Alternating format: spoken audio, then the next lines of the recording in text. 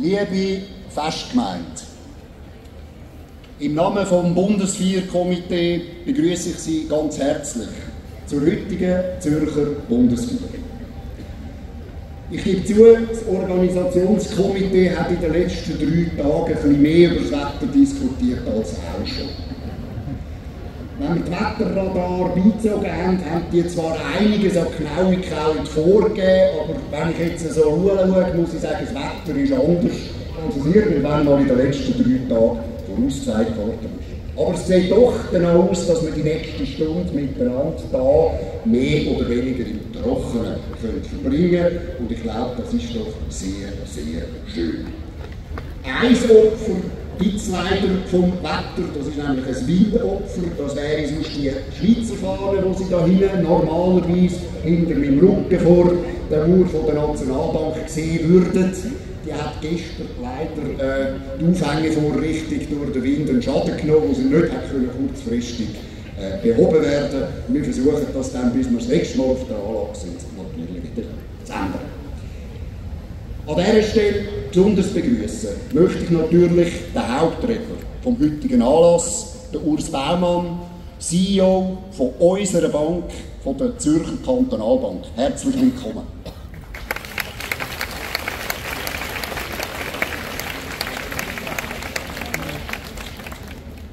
Weiter begrüße ich alle ehemaligen und alle noch immer aktiven Vertreterinnen und Vertreter aus Politik, Wirtschaft, Militär, von der Kirche und von der Religionsgemeinschaft.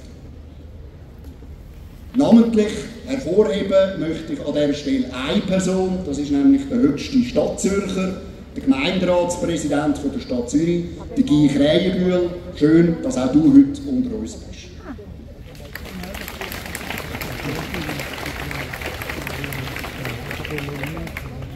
Begrüßt sind natürlich ebenfalls die wie immer zahlreichen Vertreter von der Zürcher Zunft.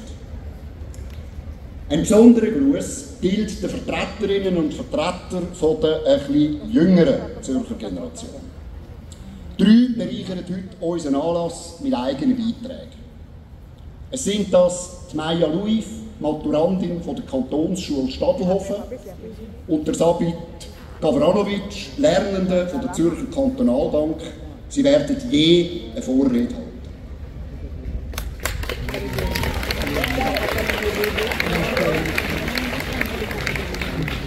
Ebenfalls einen Beitrag leistet Luisa Dossenbach, Lernende von der Bank Vontobel, die einen Auszug aus der Bundesverfassung vorlesen wird. Ich danke noch jetzt schon ganz herzlich für eure Beteiligung.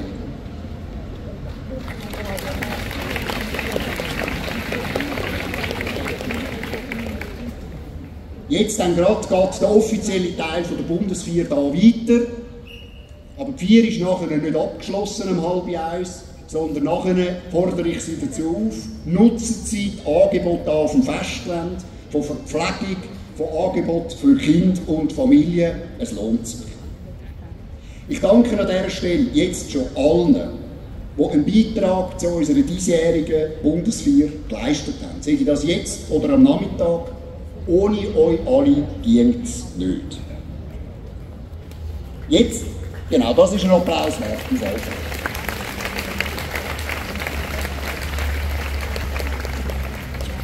Jetzt geht es dann gerade weiter mit Salutschüss von der Kompanie 1861. Ich bitte Sie darum, vielleicht kurz die Ohren ein bisschen zuheben, es wird knallen. Und jetzt wünsche ich uns allen eine ganz schöne Bundesfeier. Merci vielmals.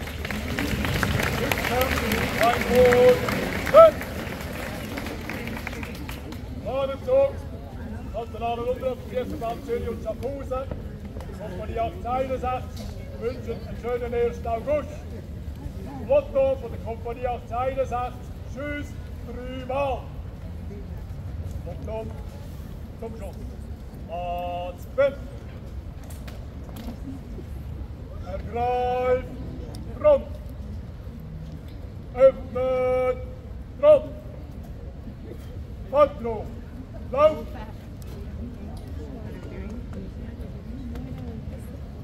Lautstück. Raus. Stoß. Ladung.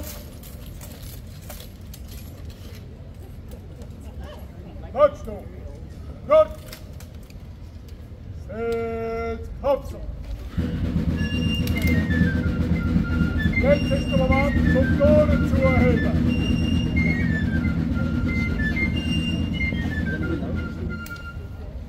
Ehre von der Stadt Zürich. Ziel hoch und ein Fuß weg. Zum Schuss. Los, weg. Ein Kreuz, dran. Rückwärts, dran. Akku, weg.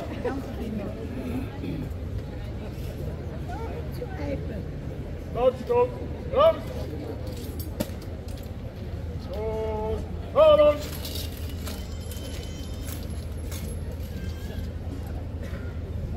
Landstock, raus. Hopsa.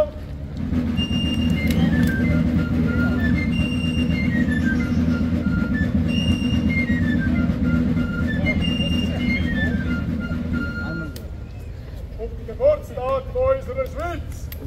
Ziel hoch und ein Fuß weit.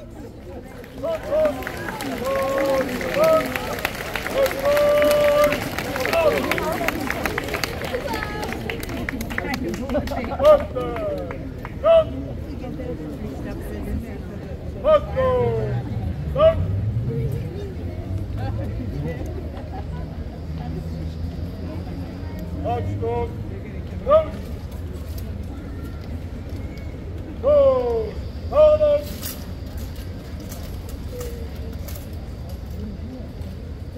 Touchdown, cut.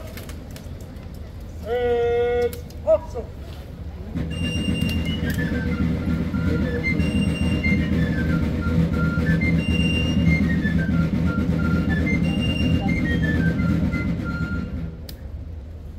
Ehre für unsere schönen Eidgenossenschaft.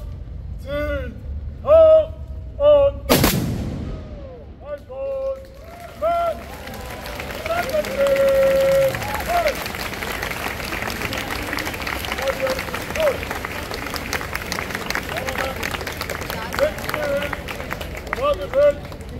Vorwärts, Marsch!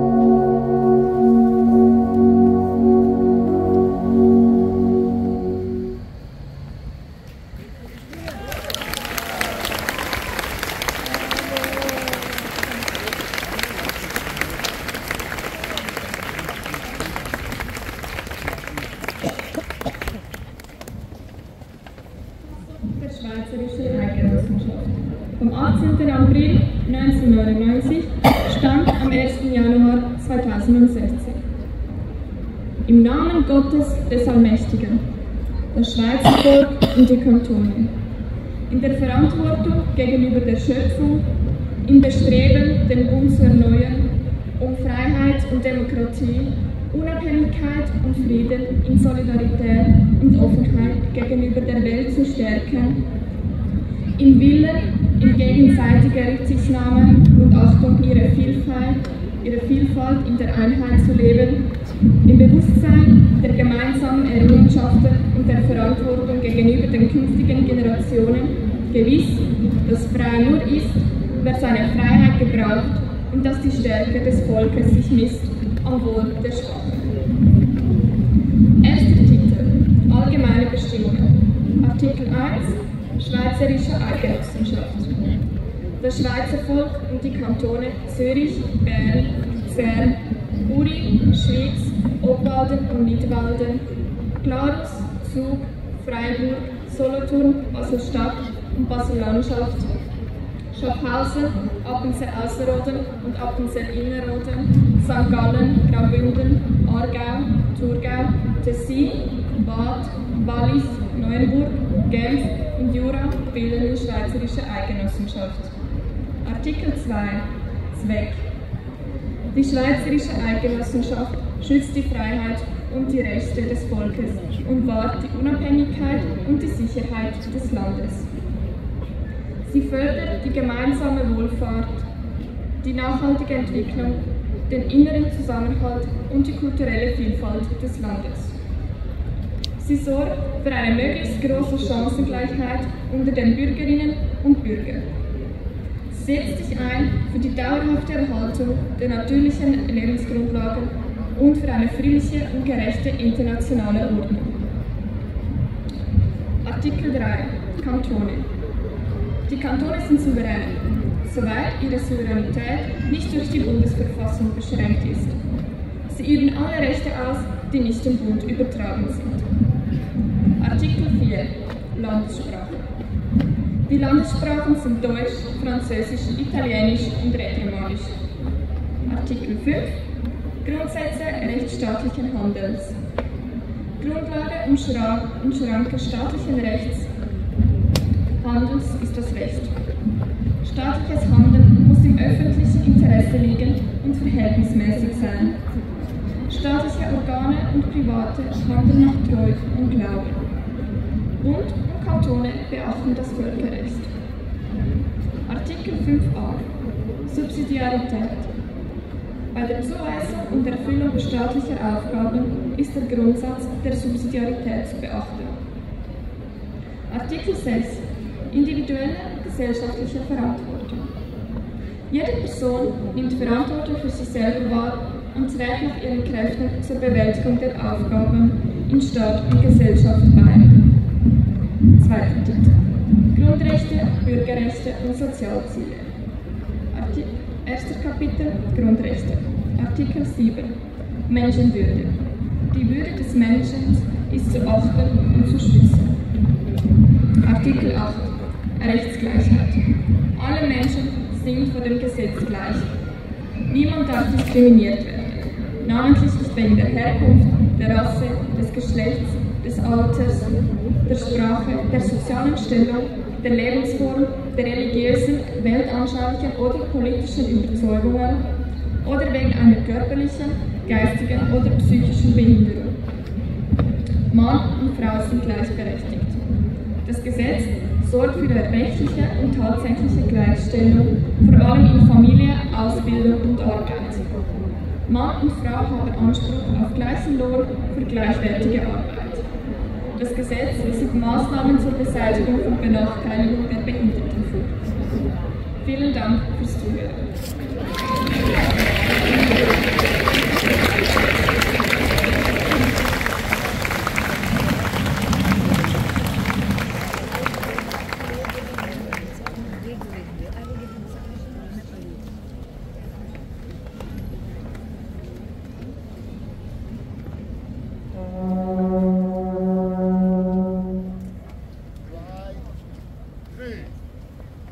Three.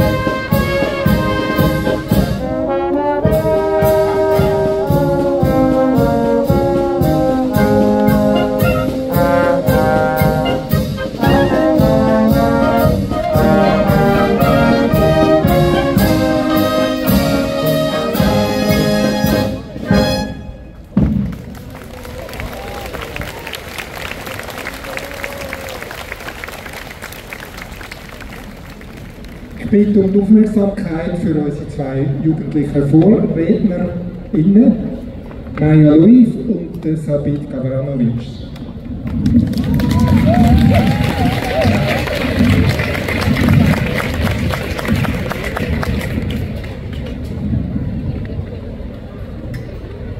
Liebe Anwesende, ich begrüße Sie alle herzlich zur heutigen Nationalfeier. Mein Name ist Maja Luif und in meiner Freizeit spiele und schaue ich sehr gern Fußball. Aus diesem Grund habe ich die letzten Wochen viele Abende damit verbracht, wie sich auch ein Teil von Ihnen, bei der EM mitzufiebern. Vielleicht können Sie sich noch an den Abend erinnern, als die Schweiz das Achtelfinale gegen Italien gewann. Vielleicht haben auch Sie die vielen hupenden Autos gehört und die Menschen voller Freude mit den Schweizer Flaggen in der Hand durch die Straße laufen sehen. Es war ein Moment, gefüllt mit Euphorie und guter Laune. An diesem Abend und die Wochen darauf habe ich mir viele Gedanken über den Nationalstolz in der Schweiz gemacht.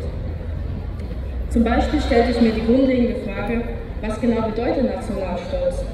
Was sucht man, wenn man sich als Nation gemeinsam über einen Fußballerfolg freut? Dazu ist mir Folgendes in den Sinn gekommen. Erfolg fördert ein Gemeinschaftsgefühl. Menschen mit verschiedenen Hintergründen kommen zusammen und feiern gemeinsam einen Sieg, was ein unglaubliches Zusammengehörigkeitsgefühl steigert. Als Einzelperson fühlt man sich Teil einer größeren Gruppe und kann sich mit seinem Land identifizieren, auf das man nun mehr denn je stolz sein kann.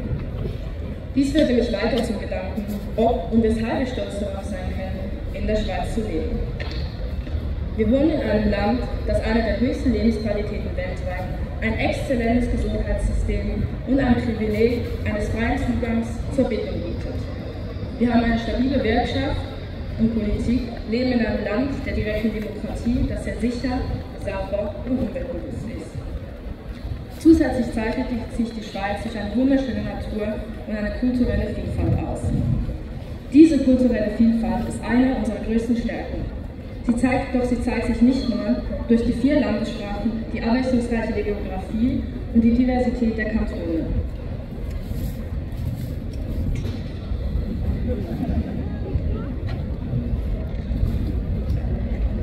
Genau. Menschen aus verschiedenen Teilen der Welt haben die Schweiz bereichert, sei es durch ihre Traditionen, ihre Kultur, ihre Weltanschauung und noch vieles mehr. Das Bundesamt für Statistik zählte im Jahr 2022, dass 40% der Bevölkerung der Schweiz einen Migrationshintergrund hat. Dieser Reichtum an Nationalitäten soll gefeiert und als wertvoller Teil unserer Gesellschaft angesehen werden. Doch leider kann es beim Nationalstolz sehr schnell um Inklusion und Exklusion gehen, was dazu führt, dass es in etwas Negatives umschlägt und es zur Ausgrenzung kommt. Doch muss es wirklich dazu kommen? Warum kippt Nationalstolz und manifestiert sich in Diskriminierung?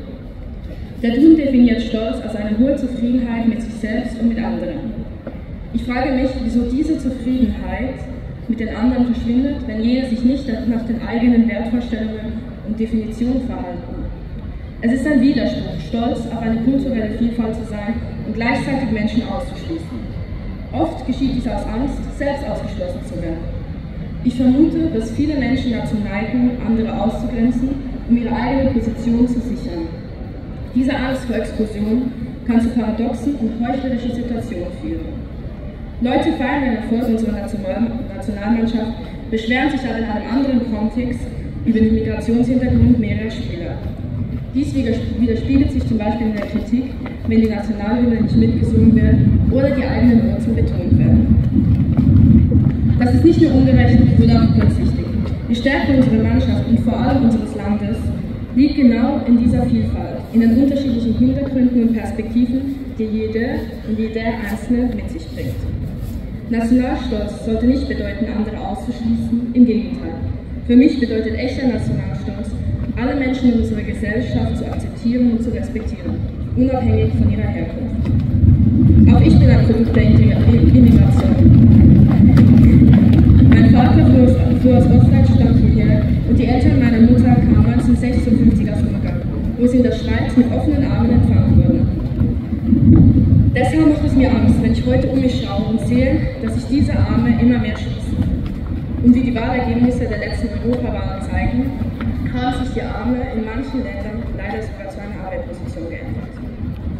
Mit diesen Aussagen verbinde ich die Hoffnung, dass wir als Bevölkerung dieses Landes uns dem Fremden gegenüber nicht verschließen. Ich appelliere für Offenheit und wünsche mir, dass wir sowohl unsere Gemeinsamkeiten als auch unsere Unterschiede feiern können. Jeder Mensch, der in der Schweiz lebt, trägt zu ihrer Schönheit und Stärke bei. Nur wenn wir alle Menschen einschließen und respektieren, können wir wirklich stolz auf uns und die Schweiz sein.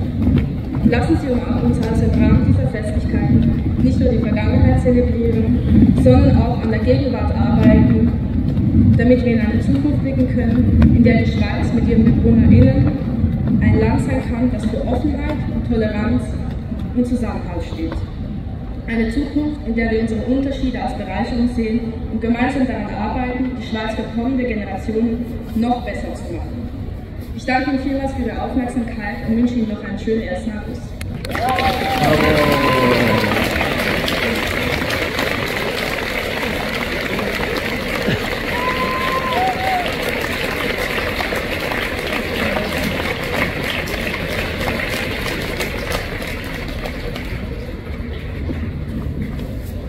Sehr geehrte Damen und Herren, ich freue mich, an diesem Tag zur Feier der Schweiz zu Ihnen sprechen zu dürfen.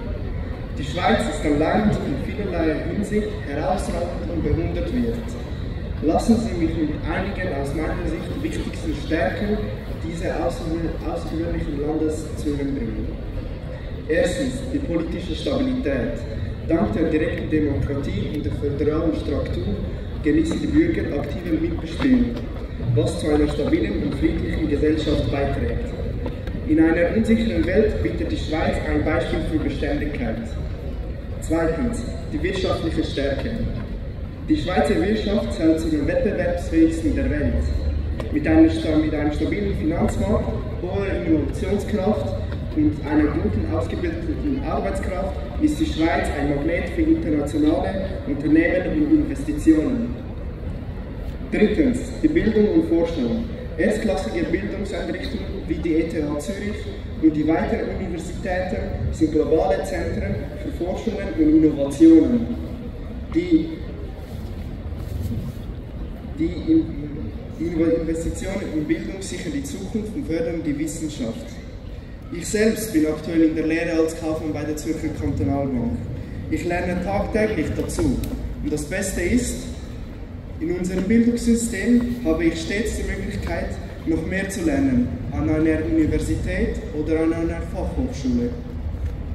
Viertens, die kulturelle Vielfalt. Die Schweiz ist ein Land der 4 Sprachen und vielfältigen kulturellen Einflüssen.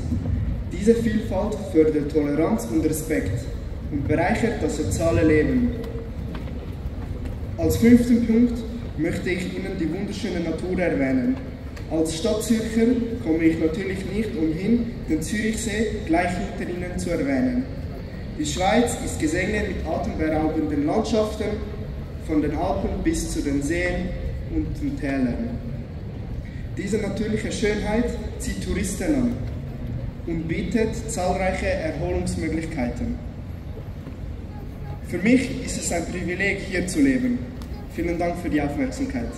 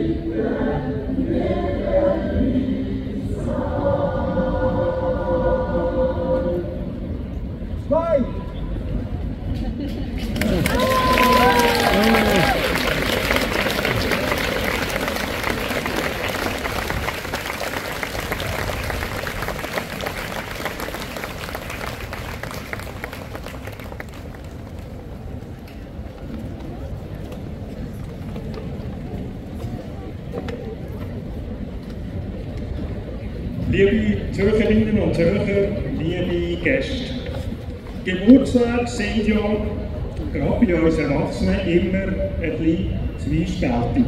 Man wird gefeiert, man wird beglückwünscht, gleichzeitig flüstert aber eine Stimme im Hinterkopf wieder ein Jahr mehr.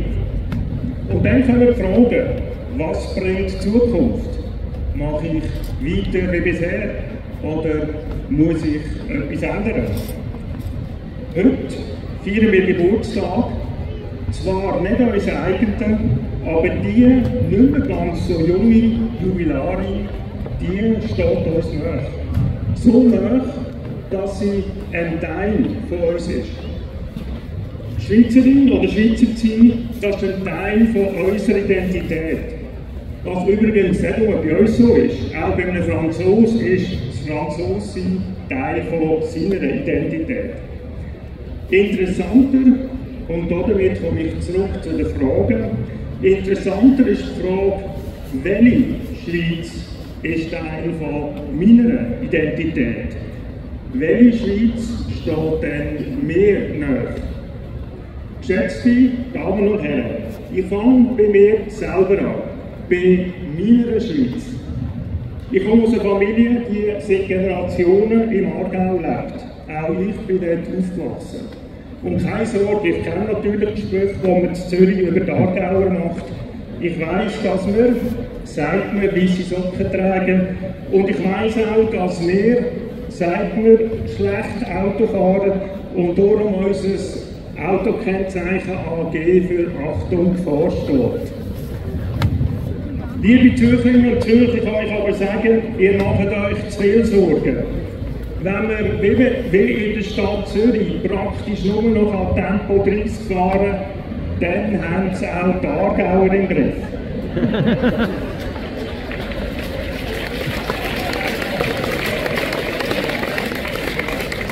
Aber lassen wir das, mir geht es um etwas anderes. Im Kanton Zürich ist eine gebürtige Aargauerin Präsidentin von der grössten Stadt. Und ein gebürtiger Aargauer darf die grösste Kantonalbank leiten. Das ist für mich Ausdruck von meiner Schweiz. Meine Schweiz ist eine Schweiz, wo das, was uns verbindet, wichtiger ist als das, was uns trennt. Eine Schweiz, die offen und vielfältig ist und wo sich alle mitverantwortlich fühlen. Mitverantwortlich dafür, dass wir unsere Werte wirklich leben und nicht nur am 1. August beschwören. Ich komme zurück zu meiner Familiengeschichte. Mein Urgroßvater war Kleinbauer, mein Großvater Beck, mein Vater Architekt mit Fachhochschulabschluss. Ich bin der Erste der Familie, der ins Gimmi und an die Uni gegangen ist. Auch das gehört für mich zu meiner Schweiz. Wir sind kein Land, wo gesellschaftliche Positionen vererbt werden. Wir sind durchlässig. Es gibt Aufstiegsgeschichten und Abstiegsgeschichten. Wenn jemand vom Tellerwäscher zum Millionär aufsteigt, reden wir vom amerikanischen Traum. Der Maßstab für die sogenannte Einkommensmobilität heisst darum auch American Dream Indikator.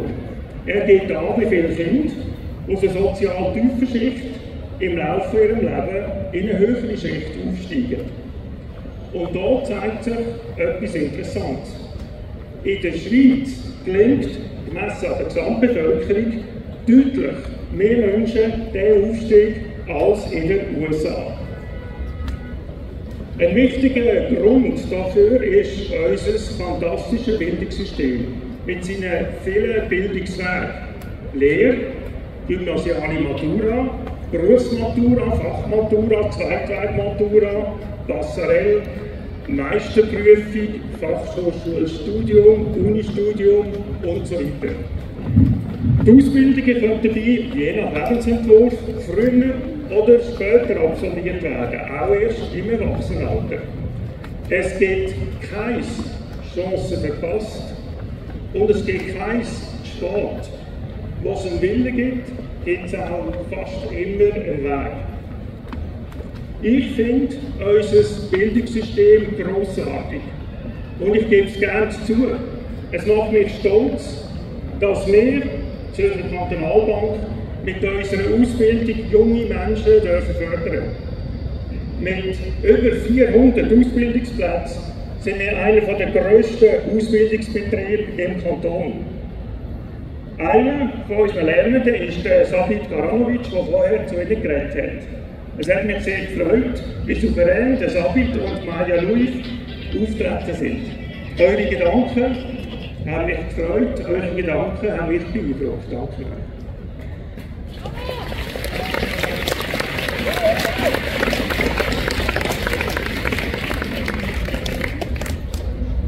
Unser Bildungswesen, unsere Offenheit gehören zu meiner Schweiz. Sie sind aber nicht nur meine persönlichen Highlights, sie sind viel mehr. Sie sind schlicht der Nährboden, auf dem der Erfolg von unserem Land wächst. Wenn ich in meinem ZKB-Büro aus dem Fenster schaue, dann sehe ich auf die Bahnhofstrasse. Ein paar Schritte weiter liegt der Paradeplatz. Und der ist ja nicht nur im Monopoly Symbol vom Wohlstand. Dabei ist unsere Zürcher Fifth Avenue aber gar noch nicht so alt. Wo heute die obere Bahnhofstrasse liegt, ist bis tief ins 19. Jahrhundert das sogenannte Kratzquartier gestanden. Das Armenquartier von Zürich.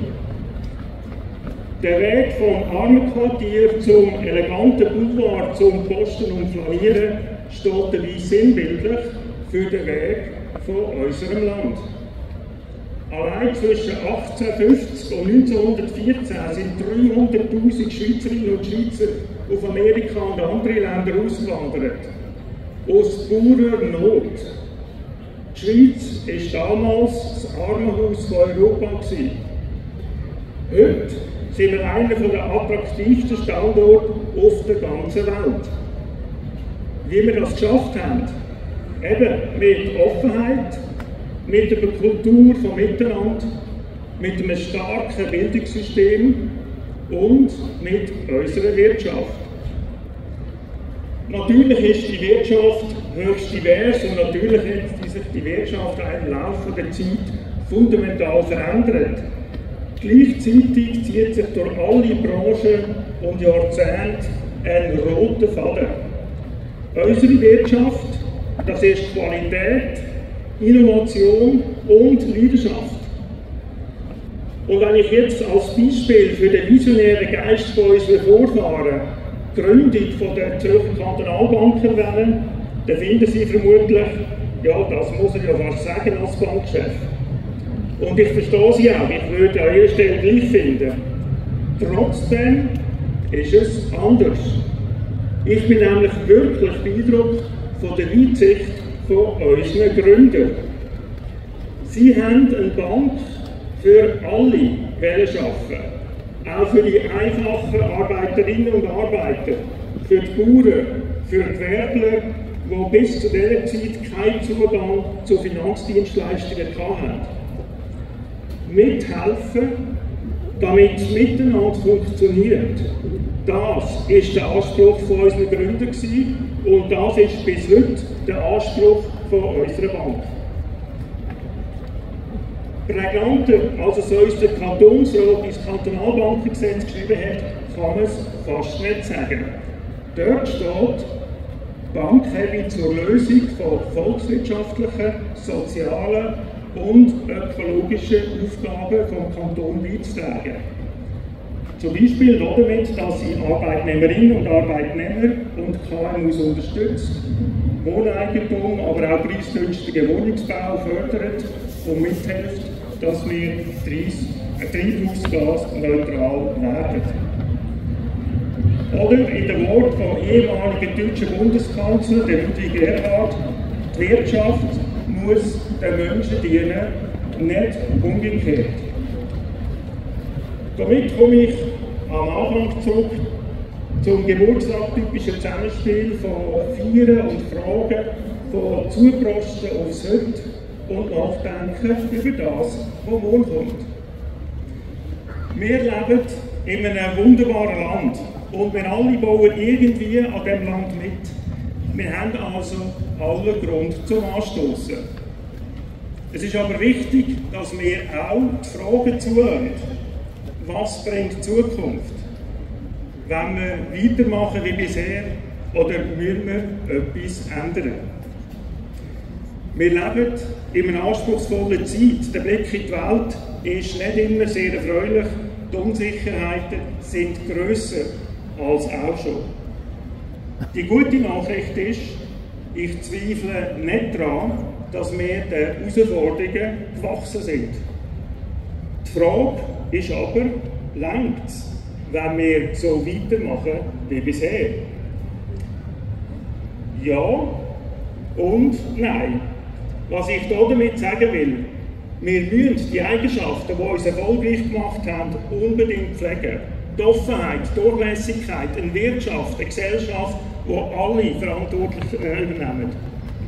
Aber nur pflegen reicht nicht. Wir müssen die Eigenschaften auch weiterentwickeln.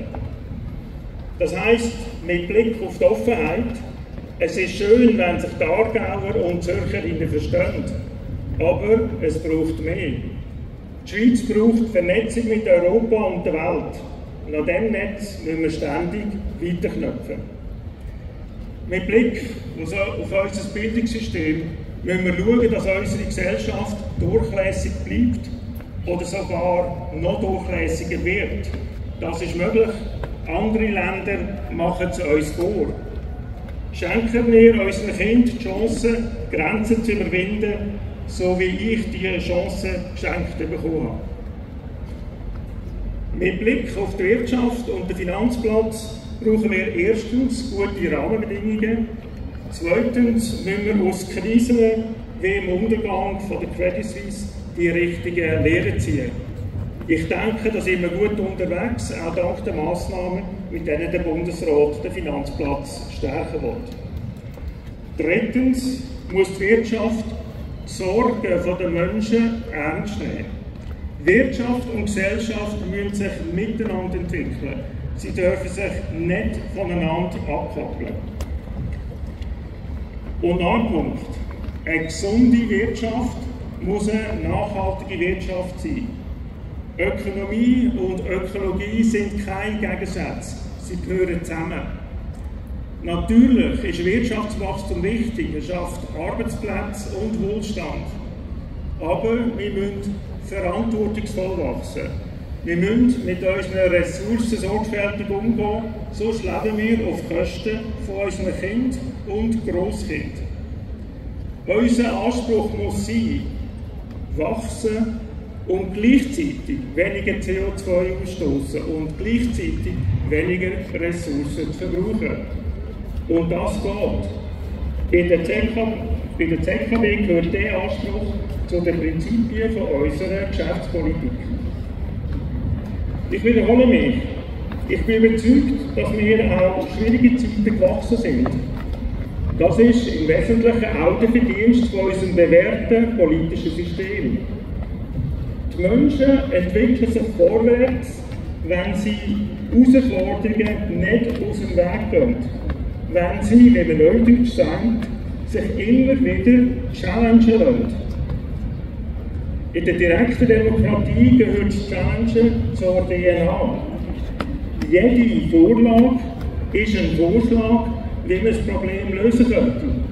Und damit eine Aufforderung an uns Stimmbürgerinnen und Stimmbürger, uns auf diese Challenge einzulassen. Wir müssen uns ständig neu überlegen, was gut ist für uns und für unser Land und was eben nicht. Das ist anspruchsvoll und ja, das ist manchmal sehr anstrengend.